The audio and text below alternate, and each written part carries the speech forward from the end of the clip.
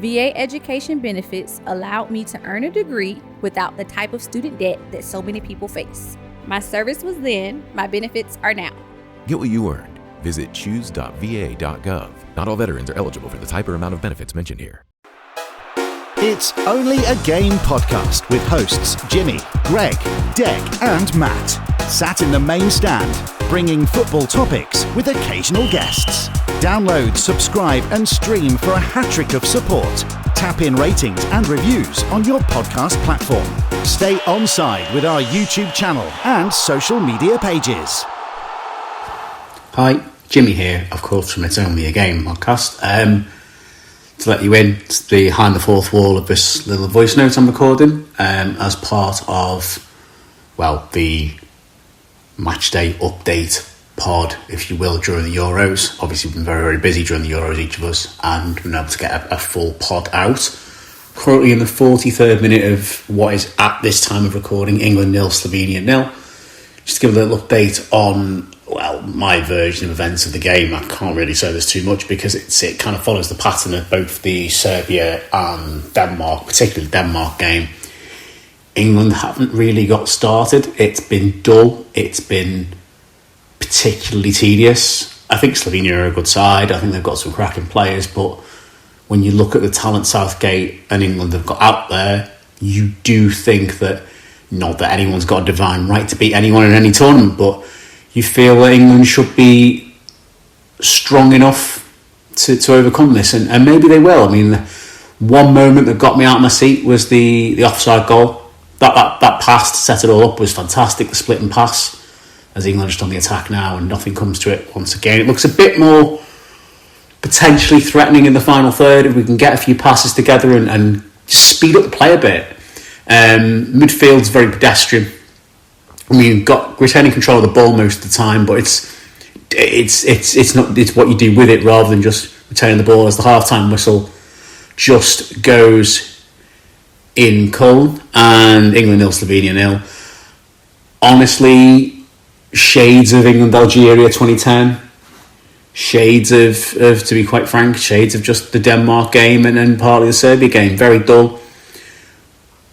Slovenia haven't been that dangerous from what I've seen. I mean, again, I'll tell you now, I started hoovering downstairs just so I could watch the game but give me something to do, because it's been that poor. And England at major tournaments, is one of my most passionate endeavours in football, along with obviously being Evertonian and just generally, things that interest me in football.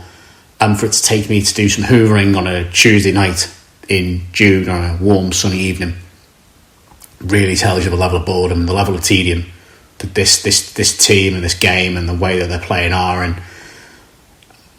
I think generally, obviously, like I've alluded to, no team has a divine right to beat another. Obviously, the Denmark game, Denmark are a bloody good side. We need to look at it from a Danish perspective as well, in that respect that Denmark did what they did and played the way they wanted to play, and they were good. England weren't.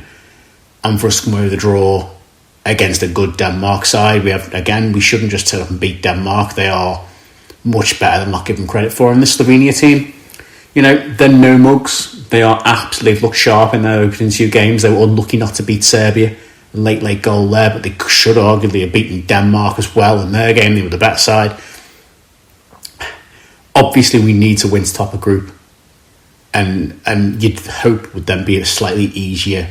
Not that, to be quite frank, not that any path is easy anyway, but the way England are playing, there will be no easy game in the last 16, because we know we're through at this point, which, is that a blessing? Is it not? For the players, it's a blessing really for the fans. No, there's no jeopardy we go out tonight, but I don't think we're doing much in this tournament. I think it's going to be another one of them. We're going to look back and I think it's Southgate's last.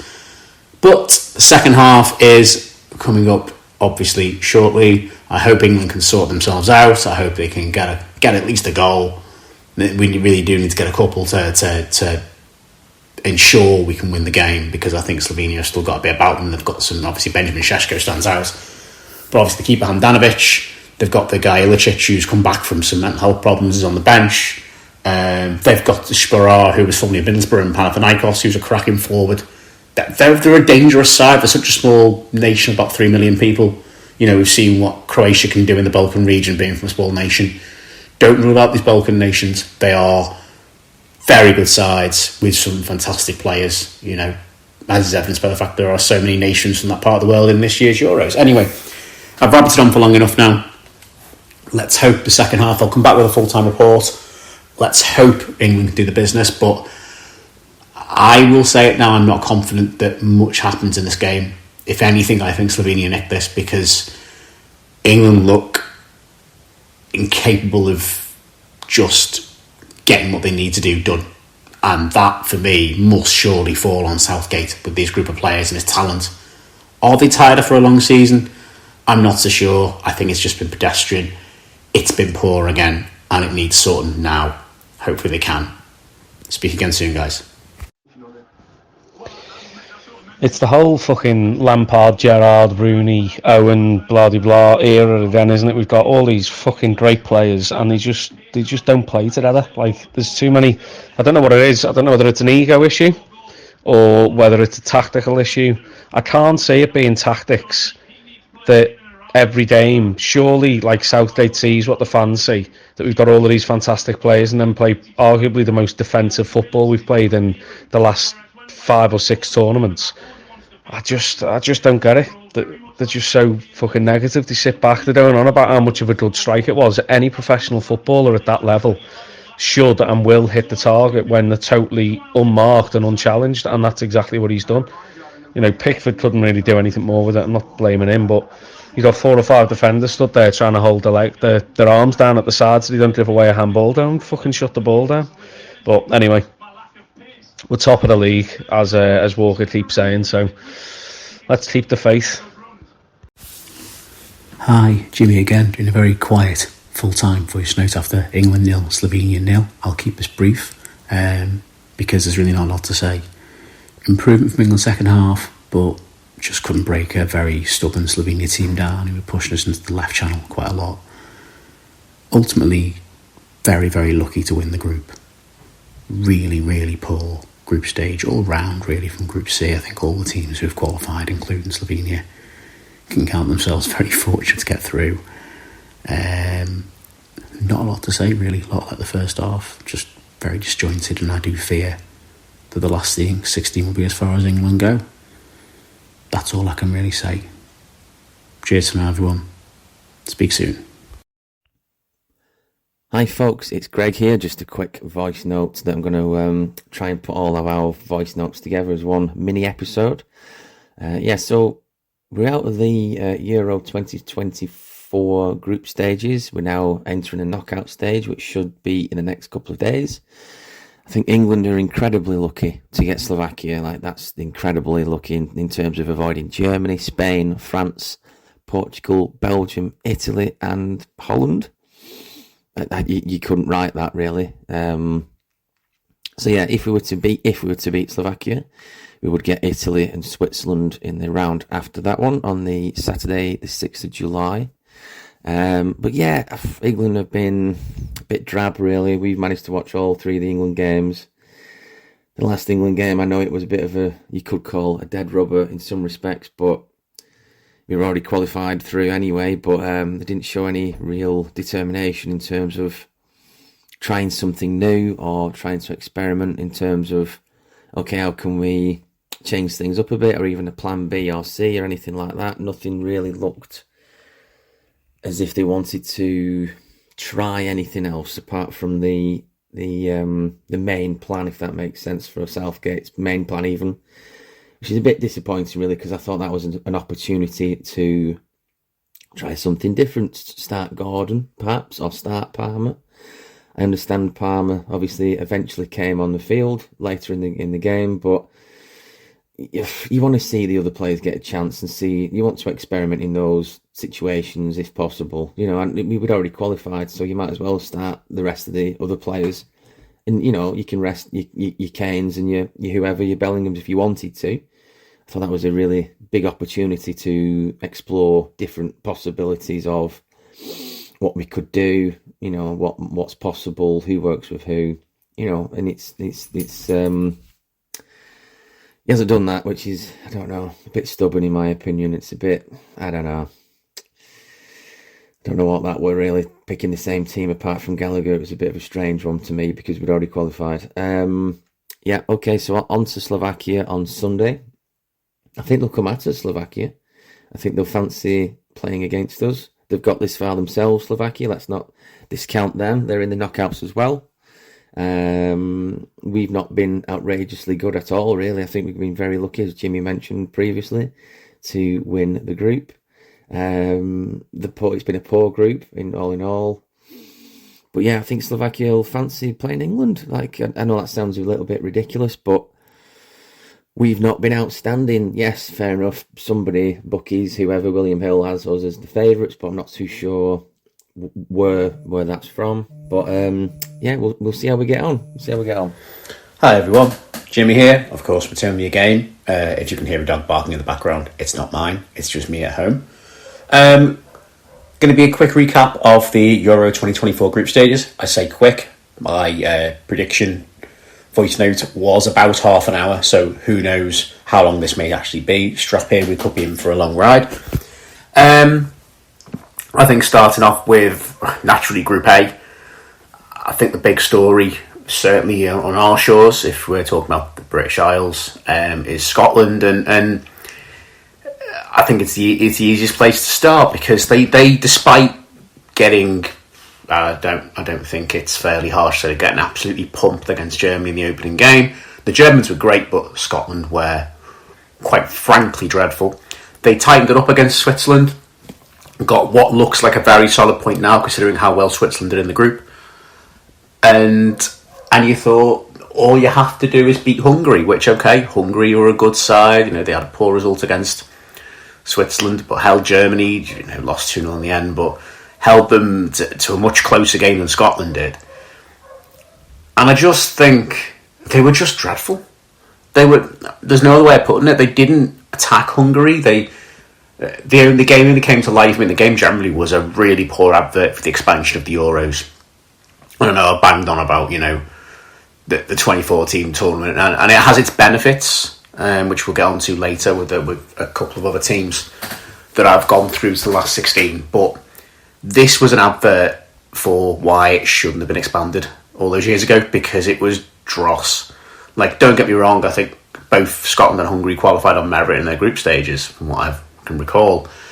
But Christ, this was poor. But until the last 10 minutes, it became like a basketball game, and it was such good fun. And then you sort of thought, well, something's going to happen, someone's going to score. Scotland couldn't do anything with it. The ball breaks down, and Hungary score through Schobol in the 99th or 100th minute from the latest ever goal scored at Euros within, a normal, regular time game, not extra time. Bloody hell! I mean, I know it's a bit of a joke, almost, or not a joke actually. I think it's a bit of a comment that Scotland have made at the group stages. They always find a way of messing it up when they get to a major tournament. They've been to 12 major tournaments now in their entire history of international football competitions, and they've managed to fall at the group stage in every single one. I think that's always weirdly some kind of achievement. It's a real mystique of Scotland. I think it really adds to the aura that how can they never get past the groups if they indeed qualify. I do feel for Scotland, but quite frankly, they were awful.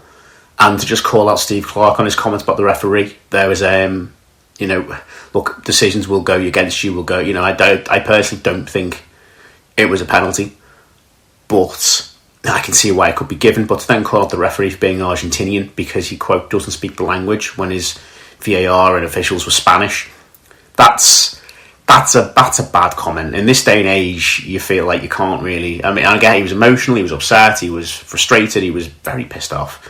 But you've got to be mindful still going in front of the world media and basically calling out the Argentinian ref because he is from South America in a European competition as part of a referee swap. There is an Italian ref, I believe, in the Copa America at the moment, being played over in the US, refereeing games for South American and, of course, CONCACAF North American nations in that competition as part of like a ref swap.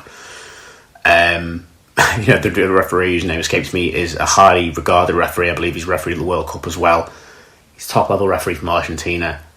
To call him out for making a poor decision when he's got VAR officials, when he's got a team around him, because he is Argentinian and doesn't speak the language, that well-known Spanish-speaking nation in Europe. It's unbelievable.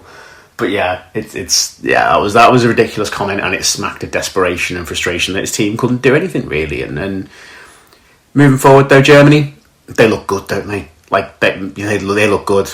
They look better than everyone thought. I know they were one of the 4 teams at the start. So people were saying, "Oh yeah, they might win it." They're in Germany. Obviously, the late draw with Switzerland gives them a boost. They win the group, and going forward, they've got Denmark, I believe, in the last 16. I can see the Germans getting through that. I don't think Denmark are bad, but I don't think Denmark are. Well, we'll get on to them shortly. Switzerland have been my surprise. I tipped them to go out. My prediction, and Switzerland have been fantastic, and they will cause headaches against the Italians, I think, in the last 16. But that remains to be seen, of course. Moving on to Group B, where we find Spain, of course, 3 wins out of 3. Spain, what can you say? It's about as close as we've got so far. It's not at the level of the great Spanish side of 2008 to 2012, but it's as close as we've seen to that Spain side. You're never going to repeat that level of a brilliant, generally just dominant team. But even then, they weren't perfect when they won everything before them. Don't forget they lost to Switzerland in a group stage game in 2010, actually. And they won a few games on penalties against the Italians and so on, en route to winning some Euros, but in 2008, I think. But anyway, I digress. Spain, been fantastic. Italy, they're a funny one, aren't they, Italy? We all thought at the start of the tournament they've not got any attacking threat, and it took a late goal from Zaccagni, of all people, to get them past Croatia and to get them into second. They came from behind against an early Albanian goal, and I don't know what to make of them. They could come into their own, into the knockout rounds. Italy seem to have this habit when they're in the tournaments of either bombing it out in the group stage or getting through and then really coming to their own and going deep in tournaments, like winning Euro 2020, despite not really impressing. They're a really hard one to read after 3 games. But to labour the point really is that a late goal got them through against what was, and I hate to sound smug, I predicted a poor Croatia team. Sorry, I love Modric, I love the Croatian national team. What a nation they are, and what a job they've done over the last 15 years to really boost Croatia, into arguably the top level of European football, Nations League and World Cup performances. But bloody hell, they were poor. Okay, a late equaliser for Albania. If it wasn't for that, then Croatia would have got a win there. But to have really not performed at the level they should have done, and as I suspected, the legs in midfield couldn't hold out for 90 plus minutes. Late equalisers from Albania, late equalisers from Italy. Spain just took their chances against them. It's quite evident they haven't got it's quite clear they're out now as one of the third place teams along with Hungary. That they just didn't have it in them. 2 points should not be taking you through any group stage. It's been piss poor. But conversely, to look at Albania, weren't they fun? They're not the only fun team to watch this tournament, but weren't they fun? No one knew what to expect of them, and I think Albania have got a bright future. I know they didn't win a game at this tournament. I know that they only picked up, I think, 1 point, but what a fun team.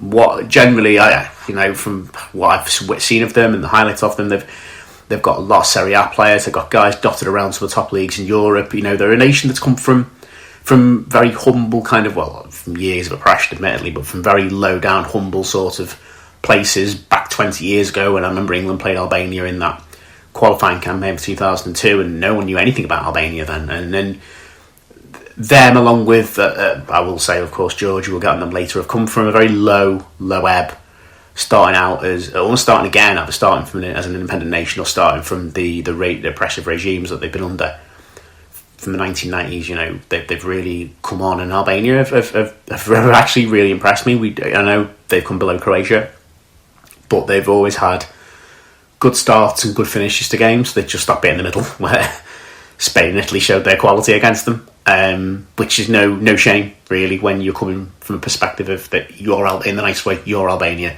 No one expects you to win the Euros. They were always a bit of an outside bet to do anything in such a tough group. Remember, Ireland had the same group in 2012 and didn't register a point, and may as well not been there in the nicest possible way. Albania have done the nation proud, even though they haven't got through the groups. Group C, I'll keep this brief because only one team won a game. England won a game. We beat Serbia 1-0. If Serbia had equalised, it would have been the group of banter. It would have been just horrendous. To score 2 goals, win 1 game, 5 points. Look, England have won the group. That's the most important thing. And, regardless of who our opponent is in the last 16, we need to improve, which we know now is Slovakia. But you win the group, and that's the most important thing. And I know people say, oh, England don't deserve to win the group. Well, I see that argument sort of objectively. Yes, we've been dog shit. But then my question would be, because someone's got to win the group and at least 2 teams have got to go through, who does deserve to win the group? Is it Denmark because they probably played the best against us, because they attacked us the most? Is it Slovenia because they're a nation of about 3 million people who, in their game against us the other night, defended really well, pushed us out to the left, but England just couldn't capitalise, didn't bring on the right players at the right time, they couldn't break them down. But in the nicest way, I didn't watch the game thinking, obviously there's always that trepidation at the time, you think, Slovenia might hit us in the break here, but looking back, you think Slovenia were never going to score. They were playing for that point that would have got them through the group stage for the first ever time, which you can't underestimate what an achievement that is for, again, there are other nations in this competition that have got through a group stage for the first time. What a phenomenal achievement for them. A shout out to Josip Ilicic as well, who's come back from some real mental health issues and some real personal problems, former Atalanta player, who was part of that unbelievable Atalanta team under Gasparini, prior to what they've since got on to do, of course, and now playing, I think, back for Maribor, who are like the big dogs in Slovenian football. They see them in the Champions League. I think Chelsea played them a while back. Fair play to him coming back. And Lee Dixon's comments on commentary of, he looks older than me, very insensitive. Do a little bit of research on Josip Ilicic, you'll realise the shit he's been through. He's come back from some severe problems to end up playing back for his country and playing in a top level, league in his home country. A bit of respect. He's some player, and I wish him all the very best going forward. What a man. And what a team Slovenia are. You say that without the fact that, of course, Denmark as well, but both Slovenia and Denmark are through, having not won a game. Feels weird, but then they've drawn all 3. And that's the almost the weird, sort of bizarre, bad nature of this competition format. I think is nonsense, personally. But it has its benefits, like I say. But I think if you don't win a game and you go through a group of 2 teams go through a group of winning a game, then Jesus Christ, that's poor. But England win the group because they're the only team to win a bloody game. Serbia go out because they're the only team that's lost a game. It's quite simple, really, albeit absolutely dreadful. Group D, Austria. Mate, Austria. Everyone's dark horses before the tournament. They're looking good. They lost the French, which is, an own goal, which was no mean feat. I know the French media and the French public are fuming with how they're doing, but, and the Dutch are fuming with how Koeman's setting them up. But Ralf Rangnick and Austria, it's all I've got to say is they've not got a team of superstars. Obviously, we know Sabitzer from his Bayern Munich, Dortmund, Man United, Leipzig days. There's other guys as well. Arnautovic is there. I think Konrad Limer's in there. There's guys there's Gregoric, I think he's playing for Austria. I can't remember now. They're littered with Bundesliga players that are incredibly, just incredibly good, incredibly solid, and they've all come through. I think, as I mentioned before, the Red Bull system. A lot of them through Red Bull Salzburg or Leipzig and all that, and Ralf Rangnick's had a big hand in that, and it's good for him as well to build his reputation back up after his United debacle. Goes to show that the problem maybe wasn't Rangnick, but more Manchester United and that team. I'm made up for Rangnick personally. I'm made up for Austria. I think it's a bit of sleeping, not giant, but a sleeping sort of, nation that you don't tend to see go to World Cups. They get to the odd Euro, they don't do much. They made the last 16 in the last Euro, losing to Italy at Wembley.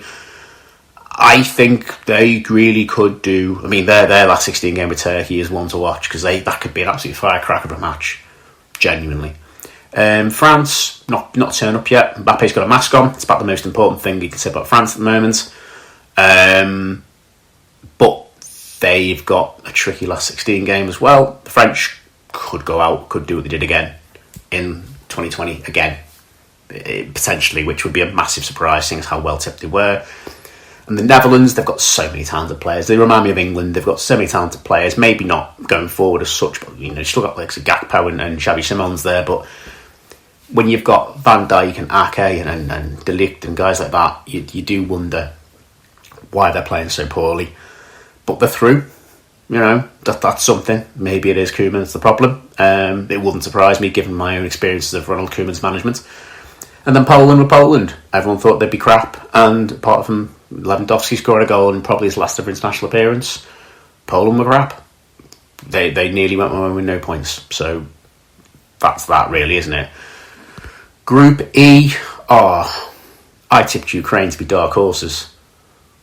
Jesus Christ. And in my defence, they came joint top, but they also came bottom. That 3-0 defeat with Romania absolutely slaughtered them, didn't it, on that opening game? I really feel for them. There's some real talent there. And they did nothing wrong apart from, obviously, just not turning up in the first game, but it goes to show in major tournaments, you don't turn up for a game, you can get one bad result in the groups, and it costs you. Someone's got to go out on the group stage, someone's got to come bottom. And that team just happens to be, I'm not quite sure how they based it, whether it's goal difference or yellow cards or heads to head. I don't know how you calculate that when everyone comes on the same points. A bit like I don't know how they'd have done it with our England's group if we'd have all come on 3 points again. But it's cruel that every team's got 4 points and someone has to go out, but it has to happen. It's even crueler for them that the other 3 nations above them have all gone through. Yeah, I mean, Slovakia are England's opponents. They've come third in the group. They've got some talent. The likes of Duda, the likes of Skriniar. You know, there are obviously many others. Peter Pekarich's still there, despite the fact that I think he's about 45, but don't write him off. You know, I think Dubravka in goal is a solid keeper from United and Newcastle goalkeeper. I think they'll be a dangerous opponent if England play the way they've been playing against like Slovenia and Denmark. We need to see the first 30 minutes against Serbia performance, not the last 2.5 games in the group, to get anything past Slovakia, because they are a step up, I think, even though, yeah, they are just above Slovenia in the world rankings. They're a step up from what we faced, really, in the groups. Albeit, you know, themselves only getting 4 points in the group and could consider themselves fortunate to go through, but also unfortunate not to win the group. And who knows, you know, they beat Belgium, but Belgium had 2 disallowed goals, because that's been the theme of Lukaku's tournament. It's basically not been allowed to score a goal because VAR, apparently. On to Belgium. Oh man, I mean, they didn't go through the groups in 2022, missing out to what tends to be a very good Moroccan side and also a very good Croatian side. You know, when you just got that feeling that this is the end or near the end of this team's life cycle. Of course, you've still got De Bruyne, Lukaku, you know, some very talented guys that have come from that generation. You've got Tielemans and Doku and Trossard, who have, I say, coming through, that have come through post the last 10 years anyway. But I just want to have a little bit of I've only seen this on social media. I didn't catch the Group E games yesterday. As time of talking, it is Thursday the 27th of June, about 10:15 in the morning. But Belgian fans booing De Bruyne and booing the team off after coming second in the group with 4 points. Now, I think there needs to be some perspective here. And this is something I've been thinking about, is if you've been watching football for the last, say, 10 years, you know, say you're young enough to not remember football prior to the 2014 World Cup. First of all, how young are you? It makes me feel physically sick. But seriously, secondly, you will think of Belgium as this super nation of great players and this team that always gets to tournaments. But if you cast your mind back, if for any of us who are like me, nearly 34, or anyone in their 40s, or just generally watch football in the 1990s, Belgium are not a big football nation to me. They are on a par with maybe a Denmark, a Croatia, Sweden, who obviously aren't at the Euros, Czechia, Poland. Kind of, yes, they go to major tournaments, but then sometimes they don't. And if they don't qualify, no one really remembers that they weren't there. It's not like the Italians, where they missed the last 2 World Cups and everyone just kind of knows that. It's not like the Dutch when they missed out in 2016 and 2018 and everyone knows that, or when the Dutch failed to qualify in 2002 because the Irish beat them. It's not, or England in 2008, you know, they're not a nation that you notice that aren't there. I mean, obviously, this crop of players have smashed qualifying for years now, and they've given this perception that they are this huge nation, because the generation of players that have come through are fantastic, undoubtedly. But I think there needs to be some perspective from Belgian fans in that, again, not to sound disrespectful, I said this a bit about Albania. You know, you're Albania. You are Belgium. You are not a France or a Germany or a Spain or, you know, a traditionally massive nation that always qualifies, and if you don't qualify, then it's seen as a massive shock. They're a nation that didn't qualify for anything from, I think, after World Cup 2002 through to World Cup 2014. They didn't qualify for a tournament. That's a long stretch to not go without qualifying for a major tournament. And they've had a great generation of players that have come through. But look, you're through the group, and okay, you've got a tough last 16 game against France, but truthfully, Belgium can win that. France haven't looked anything special, neither have Belgium, and it's surprising how many of the fancy teams in the groups haven't looked anything special compared to the more underdog teams, the Austrias of this world, who have been far superior. And so that's my point on that, really, is don't have too much of an expectation. That's, you know, a bit entitled, even though you've got great players. Is just remember where you were prior to this. And Romania, how have they come top? Apart from smashing Ukraine, fair play to them. Like, they only won one game at the Euros prior to this tournament, which was inevitably against England, Phil Neville and all that. Jesus Christ, still remember it now. All we had to do was draw. But yeah, wow, like, Romania come top the group, fair play to them. I think they've got the Dutch in the last 16. I could be wrong. That could be tough. Like, there's a few Romanians who've said, who you see on social media, or that, you know, that are like, how are we through? We're crap. How have we won the group? We're crap. I don't quite know what to make of it. But fair play, Romania. They've got through. They're not a team, again, apart from the Spurs centre half. They're not a team of superstars, but they've seemed to have found a way through to win this group, and I wish them all the very best going forward. The final group is the freshest one in the memory, and I just want to talk about Georgia. Now, I will be honest, I was not happy to see Georgia in the competition initially, mainly because, and this is nothing against Georgia in particular, it could be any nation. One, because I kind of wanted Greece in the Euros. I got a soft spot for the Greek national team, Euro 2004 and all that. And also, I just quite like, you know, Olympiacos winning the Conference League was amazing for me. Obviously, Greece, we knew Greece weren't going to the major tournaments since then, but I wanted to see Greece at the Euros, especially in Germany, playing Turkey. It would have been absolutely unbelievable. But also because they snuck through the Nations League path, they came fourth in their group behind Turkey, Croatia and Wales. Now they came behind this Welsh team. You're thinking they're there not to make up numbers, but they're purely an example of a nation that's got through because of the expansion. Like, if it wasn't for the expansion, they wouldn't be here. Like, they wouldn't even come close. They were the poorest team in group qualifying to end up making the tournament. So, you know, and you just think, okay, let's see what you can do then. I know Kvaratskhelia is a brilliant player. Mikatadze, I think that's the Valencia guy, and the goalkeeper, Mamadashvili, a fantastic players playing at a top level. But my God, I didn't expect to be this good. Like, I know you can say, but they lost to Turkey. That game's probably the game of the tournament so far. Turkey were phenomenal. Georgia kept attacking them. Their Georgian fans have been amazing. I absolutely love them. And then to draw with Czechia, okay, I think Czechia got FM'd a bit there. They had most of the chances, but Georgia could have won it at the end. But then, I think last night, Portugal admittedly don't put up their strongest side out because they know they're basically through as group winners. But Georgia put on a legendary performance that their nation of, 4 million people are going to remember for the rest of its life now. As some of us may know, Georgia are a great rugby union country. They regularly compete in the World Cups. They are getting closer and closer to challenging the Six Nations teams. They've beaten Wales away in rugby union. They've beaten Italy. They've really pushed some of the big Six Nations countries in Europe in rugby union quite far. They're a big physical side. I think Georgia can add football now to its list of sports that it's really rather good at, you know, in terms of team sports. That it's announced itself on a big stage at.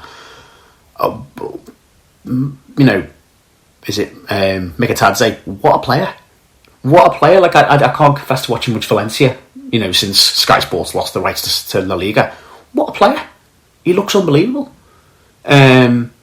And I caught the last 20 minutes of them last night, admittedly, but I've got a real soft... All of a sudden, I was like, I've got a real soft spot for these. They've really proved me wrong. They've really proved... I was really like, oh, God, what are these going to do? They're here to make up numbers. Okay, it's their first tournament, but they wouldn't be here. But, and, I was like, oh, you're only here to, because of UEFA's, whatever, greed.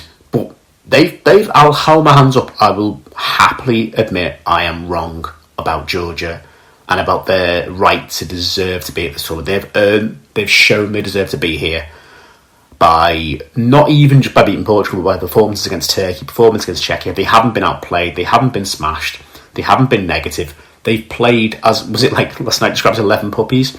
I think that's slightly disingenuous to them, but they've played with no fear. They've gone out and gone, fuck it. We don't need to worry because no one expects anything from us. They've been the anti-England. They have probably been my favourite team to watch in this tournament when I've been able to watch highlights and been able to watch a few games. They are, even if they lose, they're such good fun. And I've got a real soft spot for them, and I hope they can give Spain a good game in the last 16. I feel that's where their run ends, sadly.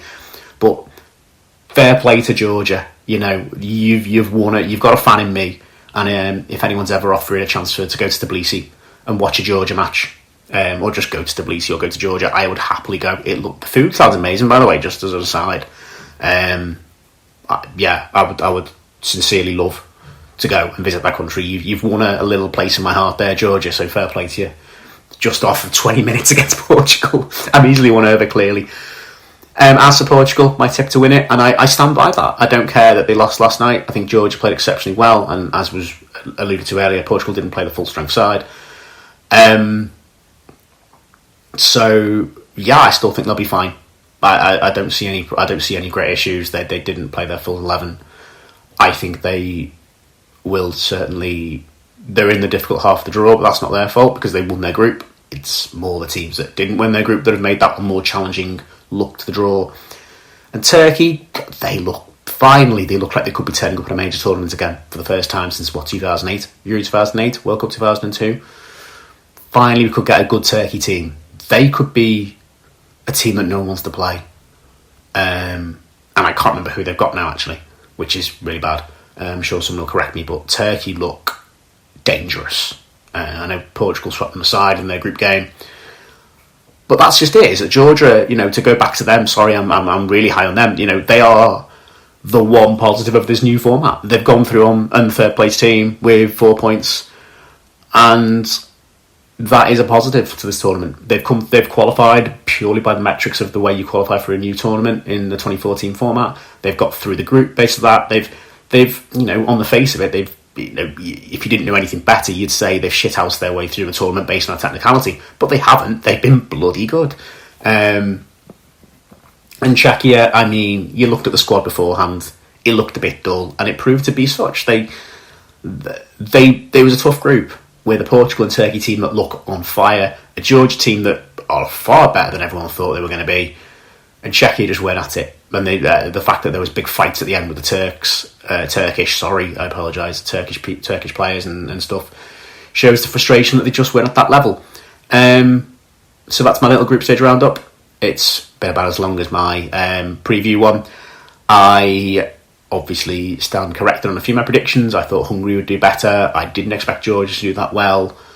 I honestly haven't got the words still to describe how bad Scotland were. For me, they are probably the worst performing team of this tournament. Sorry to say. Or Poland. I shouldn't forget how bad they've been, really. But they did draw with France, so, there is that.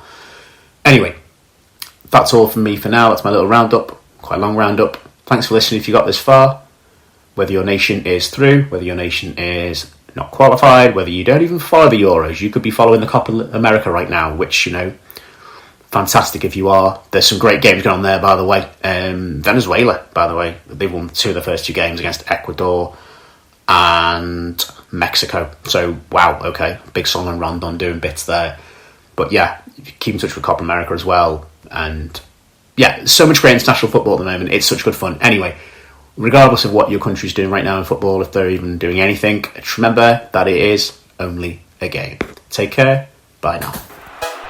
It's Only a Game podcast with hosts Jimmy, Greg, Dec and Matt. Sat in the main stand, bringing football topics with occasional guests. Download, subscribe and stream for a hat-trick of support. Tap in ratings and reviews on your podcast platform. Stay onside with our YouTube channel and social media pages. Sports Social Podcast Network.